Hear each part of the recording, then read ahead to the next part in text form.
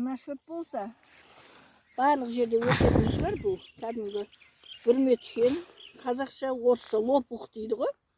Сол. Бұны енді мынадан кесіп алып, әсіресе мына аяқ қолы қақсайтын, бір суықтап қаласыз, аяқ қолыңыз қақса, мазаңыз болмағанда, аяқтар ауырып, аяғыңызды басамай қалған кезде мынадан кесіп алып, тәжікке салып, үстіне бір шәугім ыстық су құйып, шым-шым кезде аяқты салып парлап отырсаңыз, ертеңіне аяғыңыз жас сәбидің аяғындай керемет жеп-жеңіл жақсы сезінесіз.